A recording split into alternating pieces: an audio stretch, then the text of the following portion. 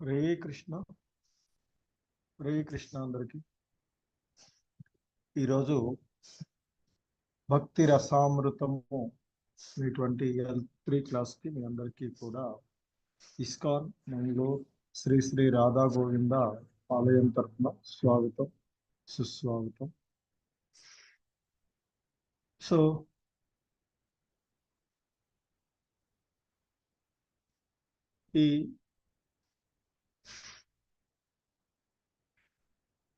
ఈరోజు మనము ఈ క్లాస్లో ప్రేమతో చేయు భక్తియుత సేవ, ప్రేమ భక్తి అనేటువంటి అంశాన్ని భక్తి రసామృతం అనేటువంటి గ్రంథం నుండి మనము చూడబోతున్నటువంటి. హరే కృష్ణ. ఓం అజ్ఞానతిమిరాంధస్య జ్ఞానాంజనశలాకయా చక్షుర్మిలితం యేన తస్మై శ్రీ గురవే నమః. శ్రీ చైతన్య మనోభీష్టం స్థాపితం యేన భూతలే స్వయం రూపః కదా మహ్యం దదాతి స్వపదాంతికం. వందేహం శ్రీగురు శ్రీయుతపదకమలం శ్రీగురూన్ వైష్ణవాంశ శ్రీరూపం సాగ్రజాతం సహగణ రఘునాథాన్వితం తం సజీవం సాద్వైతం సావధూతం పరిజన సహితం కృష్ణ చైతన్య దేవం శ్రీ రాధా కృష్ణ పాదాన్ సహగణ లలిత శ్రీ విశాఖాన్వితాంశ. నమో ఓం విష్ణుపాదాయ కృష్ణ ప్రేష్టాయ భూతలే శ్రీమతే భక్తి వేదాంత స్వామినితి నామినే. నమస్తే సారస్వతే దేవే గౌరవాణి ప్రచారిణే నిర్విశేష శూన్యవాది పాశ్చాత్యదేశతారిణే. జయ శ్రీ కృష్ణ చైతన్య ప్రభు నిత్యానంద శ్రీ అద్వైత గదాధర శ్రీవాసాది గౌర భక్త వృంద. హరే కృష్ణ కృష్ణ కృష్ణ హరే హరే, హరే రామ రామ రామ హరే హరే. సో హరే కృష్ణ.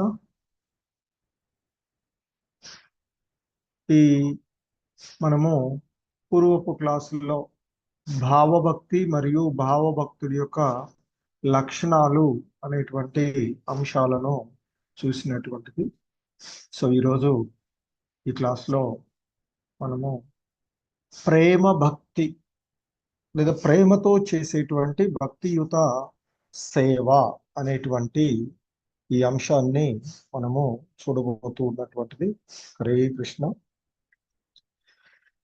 సో మనము ఈ ప్రేమ భక్తి సాధారణంగా భక్తి యొక్క పరాకాష్ఠగా చెప్పబడుతూ ఉండేటువంటిది.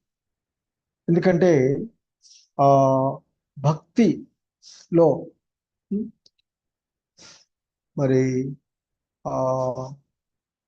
పరిపూర్ణంగా ఉన్నటువంటి అత్యున్నతమైనటువంటి స్థితి అంటే భక్తి యొక్క పరాకాష్ఠే ప్రేమ భక్తి అని చెప్తూ ఉంటారు. ఇది భక్తునికి మరియు భగవంతుడి మధ్య ఏర్పడేటువంటి దివ్యమైనటువంటి స్వార్థరహితమైనటువంటి మాధుర్యమైనటువంటి ప్రేమ. సో ఆ మాధుర్యమైనటువంటి ప్రేమతో చేసేటువంటి ఆ భక్తియుత సేవను గురించి మనకి ఈరోజు తెలియచేస్తూ, మరి ఆ కృష్ణ భగవానుల వారితో ఏదో ఒక విధమైనటువంటి అనుబంధమును కల్పించుకొని ఆయనని అంటే ఆ భగవంతుణ్ణి ప్రేమింపవలెను అనేటువంటి కోరిక బలంగా ఉండి, సో ఆ ప్రగాఢమైనటువంటి కోరికతో భగవంతుని పట్ల శుద్ధ ఉం? ఆ అంటే ప్రగాఢమైనటువంటి ఆ భగవంతుణ్ణి ప్రేమింపవలను అనేటువంటి ప్రగాఢమైనటువంటి కోరిక ఉన్నటువంటిది ఏదైతే ఉందో దానినే ఆ భగవంతుని పట్ల శుద్ధ ప్రేమ భక్తి అని చెప్తూ ఉంటారు. సో మరి ఇంతకుముందు చెప్పినట్లుగా మనము ఈ ప్రేమ అంటే ఏంటి? స్వార్థరహితమైన దివ్యమైన ప్రేమ, ఆ భగవంతుని పట్ల పరమ అనురాగము అని చెప్పు. మరి ఇక భక్తి అనేటువంటిది ఆ భగవంతుడికి అంకితమైనటువంటి సేవ, విశ్వాసము ఆ భగవంతునికి సమర్పించుకునేటువంటిది. సో కాబట్టి ఆ ప్రేమ భక్తి అంటే భగవంతుని పట్ల అనన్యమైనటువంటి మాధుర్యమైనటువంటి ప్రేమతో కూడిన సేవా భావమే ఆ ప్రేమతో చేసేటువంటి భక్తియుత సేవగా మనము చెప్పుకునేటువంటిది. సో కాబట్టి ఆ భగవంతుని పట్ల స్వార్థరహితమైన నిరంతరమైనటువంటి భక్తియే ప్రేమ భక్తిగా చెప్పబడేటువంటిది. అదే పరమధర్మంగా చెప్తూ ఉండేటువంటిది, జీవుడి యొక్క పరమధర్మం. ఆ భగవంతునికి ఏ ఆటంకం లేకుండా భగవంతునికి చేసేటువంటి సేమే ఆ ప్రేమ భక్తి అని చెప్పు. మరి ఇంతకుముందు చెప్పుకున్నట్లుగా సాధారణంగా ప్రారంభంలో ఒక మనము ఆ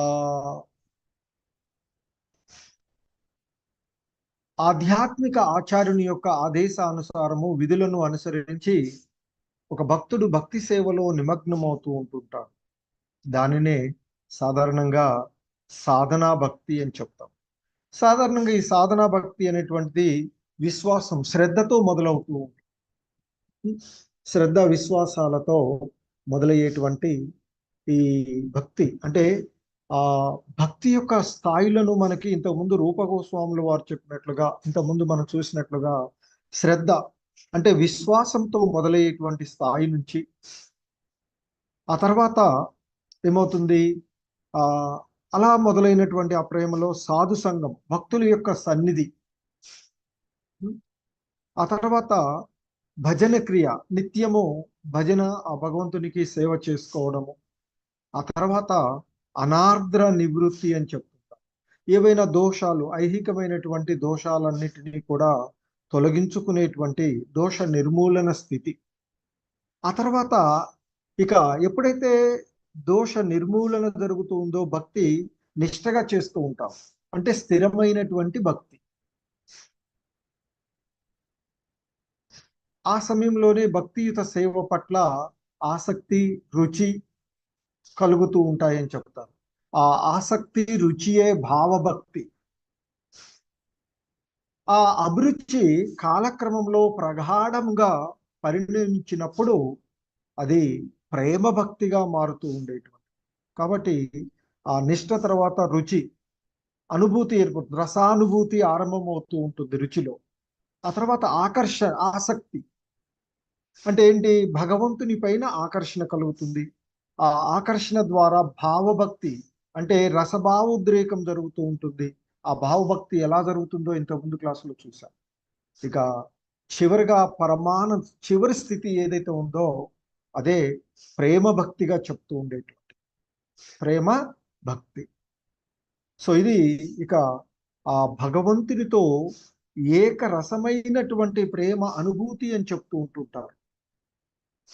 ఎందుకంటే ఇక ఐహిక జగత్తులో ప్రేమ అనేటువంటి పదము ఎంత మాత్రము ఇది కానటువంటిది. ఎందుకంటే ఈ భౌతిక జగత్తులో మనం చెప్పుకునేటువంటి ప్రేమ, ఆధ్యాత్మికం ఉండేటువంటి ప్రేమకు చాలా భేదంగా ఉంటూ ఉంటుంది. ఎందుకంటే ఆ భగవంతునితో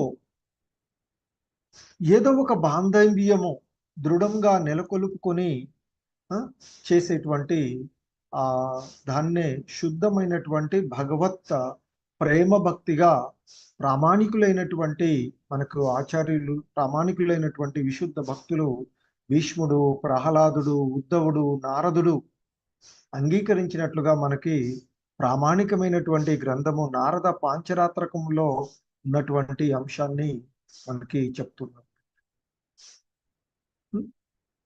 సో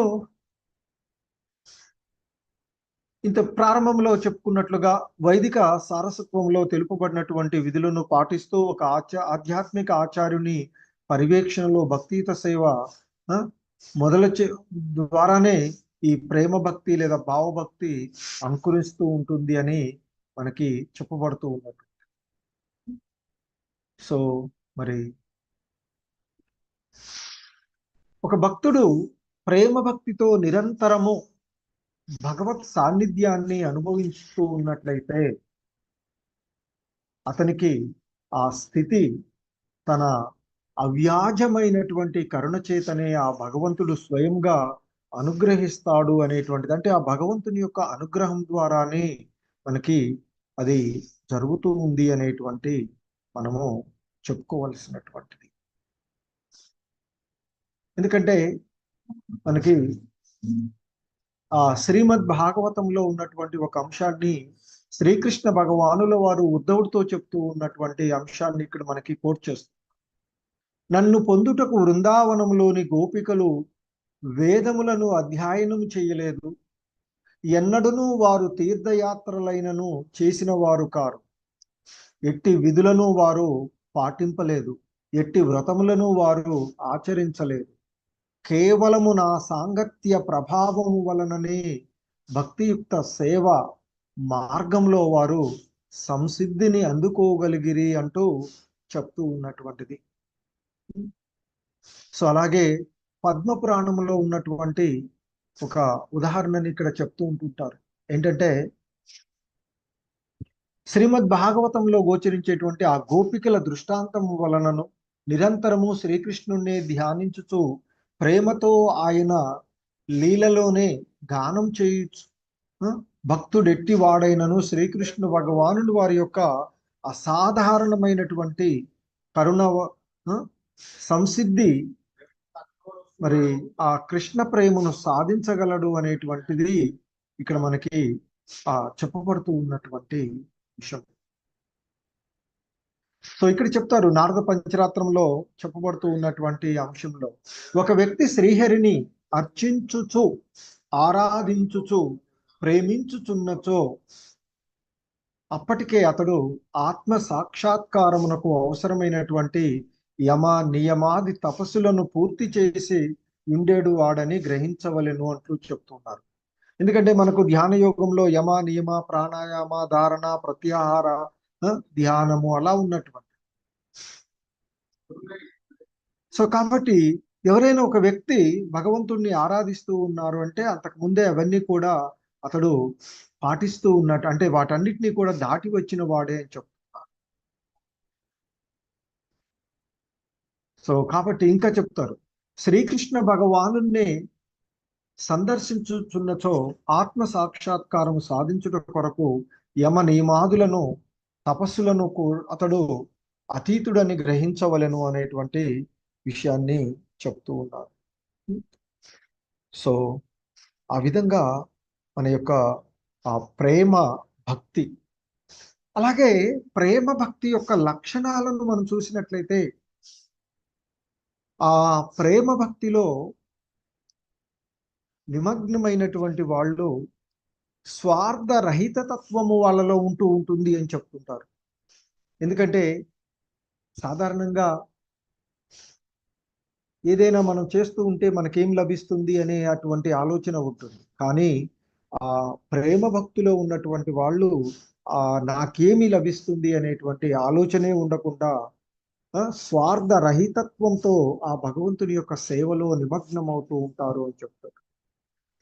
సో అలాగే వారిలో ఆ భగవంతుడే ఆ భక్తునికి ఏకైక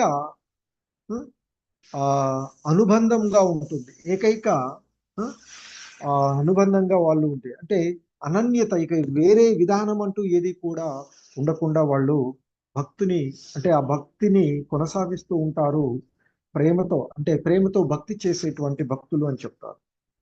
ఇక అలా ఉండేటువంటి వారి యొక్క లక్షణాలలో అపారాన ఆనందాన్ని, అపారమైనటువంటి ఆనందాన్ని వాళ్ళు అనుభవిస్తూ ఉంటుంటారు అని చెప్తున్నారు.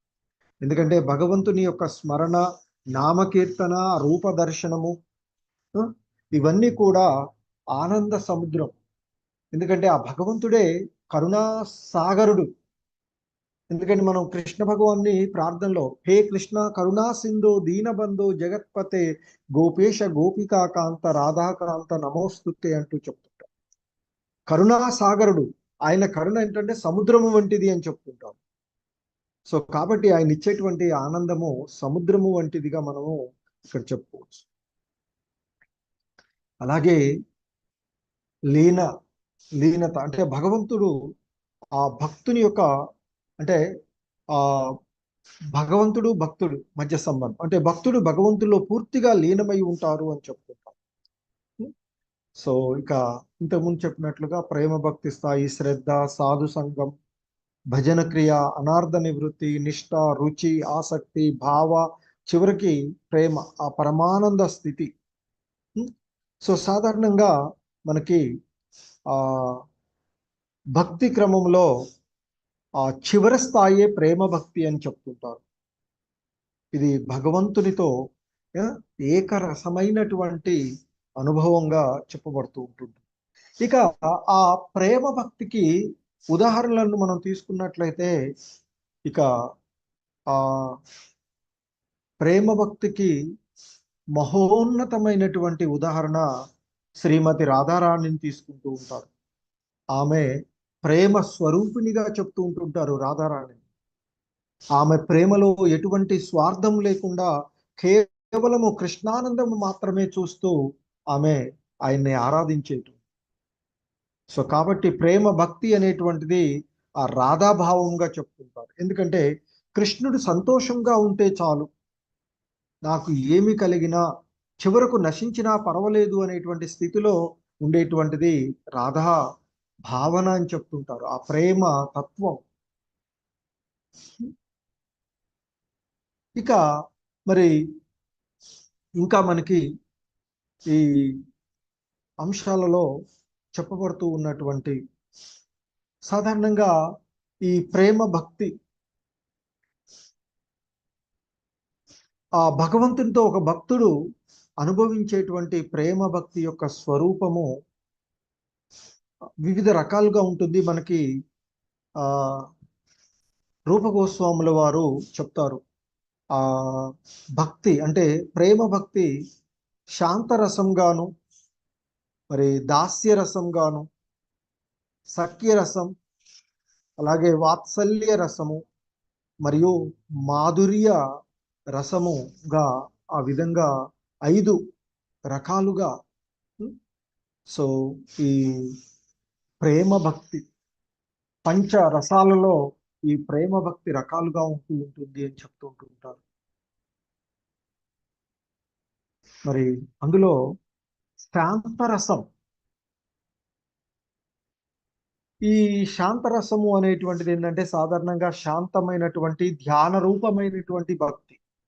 ఆ ప్రేమలో శాంతమైనటువంటి ధ్యాన రూపమైనటువంటి భక్తి అంటే సాధారణంగా భక్తుడు ఆ భగవంతుని యొక్క మహిమను గుర్తించి మనసులో ప్రశాంతతను పొందడము. మరి ఇక్కడ ఆ భక్తుడిలో ఉండేటువంటి ప్రేమ స్థిరమైనటువంటి విశ్రాంతి లాంటిది అని చెప్తారు. ఉద్వేగం లేకుండా ఎక్కువ జ్ఞానంతో ఉండేటువంటిది. ఇక ఈ శాంతరసంలో ఉన్నటువంటి ప్రేమ భక్తి సాధారణంగా ఆ భక్తులు భగవంతుని స్మరణ చేయడము, ధ్యానం చేయడము, కోరికలు ఏమీ లేకుండా నిశ్శబ్దమైనటువంటి ప్రేమతో భక్తి చేసేటువంటిది. మనకి ఆ విధానానికి ఉదాహరణలు తీసుకున్నట్లయితే సనకాది మునులు, నారదుడు వారి యొక్క ప్రారంభ దశ అట్లా ఉన్నటువంటి. అలాగే మరొక రసము మనకి ఆ దాస్యరసం. దాస్యము అంటే ఏంటి? ఇక్కడ ఆ సేవా భావనతో చేసేటువంటి రసం. అంటే భక్తుడు ఆ భగవంతునికి ప్రేమతో చేసేటువంటి భక్తి ఎలా ఉంటుందంటే తాను ఆ భగవంతుని యొక్క దాసుడిగా భావించి చేసేటువంటి. సో ఇది సాధారణంగా వినయంతోనూ ఆనందంతోనూ సేవ చేస్తూ ఉంటుంటారు. ఇక్కడ ఈ ప్రేమ అనేటువంటిది ఆ భగవంతుని యొక్క ఆజ్ఞ పాలన రూపంలో వ్యక్తమవుతుంది. మనము ఆంజనేయుని చూడవచ్చు. త్రేతాయుగంలో శ్రీరామచంద్రుడికి నిరంతరము సంతోషదాయకంగా సేవాతత్వంతో, వినయంతో, సమర్పణ ద్వారా ఆ భగవంతుని సంతోషం కోసం చేసినటువంటి. అలాగే మరి మనకి ఇక కృష్ణ భగవాను గురించి చూస్తే గరుడు, అలాగే లక్ష్మీదేవి కూడా ఆ ఆయనకెప్పుడు కూడా దాసిగా ఆయన యొక్క పాద సేవలను చేస్తూ ఉంటుంది, దాస్య రసంలో లక్ష్మీమాత. అలాగే మూడవ రసము ప్రేమ భక్తిలో సఖ్య రసం అని చెప్తారు. సఖ్య రసం అంటే, సఖ్య అంటే స్నేహం, స్నేహభావమైనటువంటి ప్రేమ. ఆ భగవంతుని అంటే ఇక్కడ భక్తుడికి భగవంతుడికి మధ్య ఉండేటువంటి సంబంధము ఆ స్నేహభావంలో ఉంటుంది. స్నేహితుడిగా ఆ భగవంతుణ్ణి భక్తుడు తన యొక్క స్నేహితుడిగా భావించి చేస్తూ ఉంటారు. అంటే ఇక్కడ ప్రేమలో సమానత్వం ఉంటుంది. ఎందుకంటే మనము ఆ స్నేహితులుగా ఉన్నప్పుడు ఏం చేస్తుంటారు, కలిసి ఆటలాడుకోవడము, హాస్యం చేయడము, స్వేచ్ఛ ఉంటూ ఉంటుంది. కాబట్టి దాదాపుగా సమానత్వంగా ఉంటుంది. ఇవన్నీ కూడా భగవంతుని యొక్క దివ్య లీలల్లో భాగంగానే ఉంటాయి. మనకి స్నేహభావం చూసినట్లయితే ముఖ్యంగా శ్రీకృష్ణుడి యొక్క సఖుడుగా అర్జున్ని చూడవచ్చు.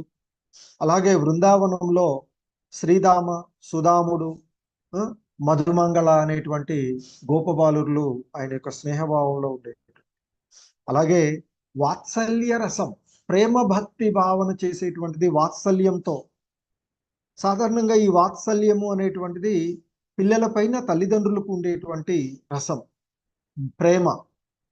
సో అంటే ఇక్కడ భక్తులు ఆ భగవంతుణ్ణి తన యొక్క కుమారుడుగా, తన యొక్క సంతానంలాగా భావించి చేసేటువంటి ఆ భగవంతుడినే తన సంతానంగా.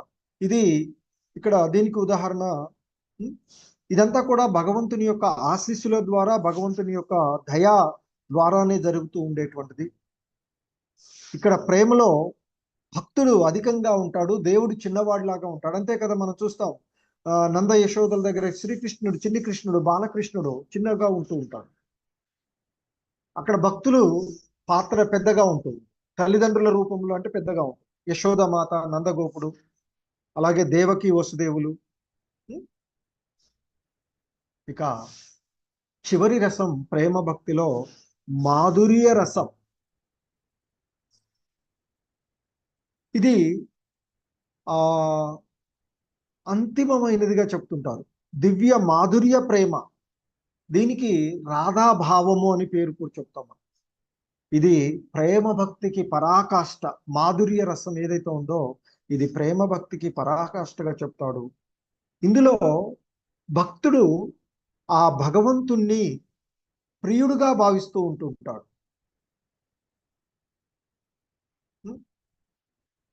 సో ఇక్కడ ఈ మాధుర్య రసంలో, ప్రేమలో మాధుర్యం అంటే ప్రేమలో మాధుర్యము, లయ, లీనత అన్నీ కూడా పరాకాష్ఠ స్థాయిలో, అత్యున్నత స్థాయిలో ఉంటాయి అని చెప్తారు.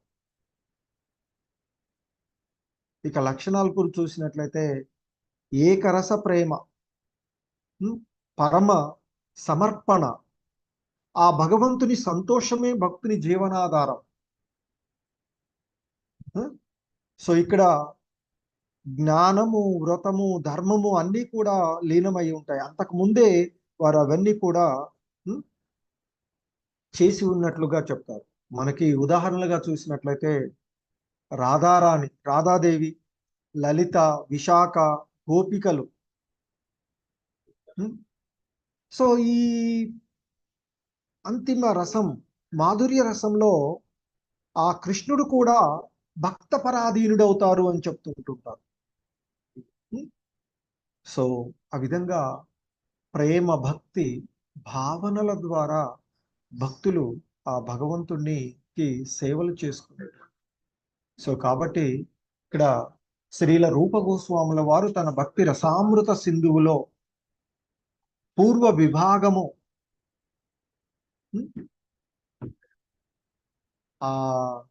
లో ప్రేమ అనేటువంటి వృక్షము నుండి వెలువడినటువంటి వాత్సల్యాది భావాలు, ప్రణయ కలాపాలు అనేటువంటి వివిధ శాఖలను గురించి ఆ ఫలితంగా అనుభవించేటువంటి వివిధ ప్రేమ ప్రకటన రీతులను గురించి అంతగా చర్చించలేనటువంటి ఇక్కడ ఇంకా దీనిలో ఎంతో మాధుర్యం ఉన్నటువంటిది అదంతా కూడా మనకి భాగవతంలో వస్తుంది.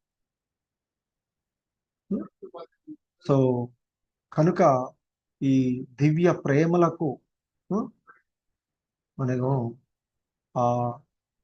ఇక వారు దివ్య సౌందర్యమును వర్ణించిన సనాతన గోస్వామి ప్రభుపాదుల వారి యొక్క గోపాల భట్ట స్వామి, శ్రీ రఘునాథ భట్ట గోస్వామి, శ్రీ రఘునాథదాస గోస్వాములు యొక్క దివ్య ఆనందము కొరకు ఈ రచనను అంకితం చేశారని చెప్తారు. దీన్ని బట్టి భక్తి రసామృత సింధువు రచించబడిన కాలమునకు ఇంకా జీవ గోస్వామి ప్రాచుర్యంలోకి రావలేదని తెలుస్తుంది. ఈ విధంగా భక్తి రసామృతము సింధువు యొక్క ప్రథమ విభాగంలోని భగవద్భక్తి భేదములకు భక్తి వేదాంత భాష్యము సంక్షిప్త వ్యాఖ్యానము సమాప్తమైనటువంటిది. సో ఈ విధంగా మనము ఈ భావభక్తి గురించి ఈరోజు క్లాసులతో దీంతో మీకు లెవెల్ 3 మొత్తం కూడా పూర్తయినటువంటిది. సో మనకి ఈ విధంగా హరే కృష్ణ, అందరికీ ధన్యవాదాలు పేరు పేరున. అన్ని రోజులు కూడా ఈ లెవెల్ 3లో ఉపదేశామృతము, ఈశోపనిషత్తు, భక్తి రసామృతము అనేటువంటి గ్రంథాల గురించి పరిచయం చేసేటువంటి అవకాశాన్ని నాకు ఇచ్చినటువంటి మీ అందరికీ కూడా పేరు పేరున ధన్యవాదాలు. హరే కృష్ణ. సో మీరు నెక్స్ట్ నుంచి ఇక లెవెల్ 4 క్లాసులకి అందులో యాడ్ చేస్తున్నారో అక్కడ జాయిన్. హరే కృష్ణ. ఏదైతే మీరు లెవెల్ 3 పూర్తి వాళ్ళు, హరే కృష్ణ అందరూ కాదు, ఈ 3 ఎవరైతే విన్నారో వాళ్ళకి మాత్రమే నెక్స్ట్ క్లాసులకు వెళ్ళేటువంటి అవకాశం.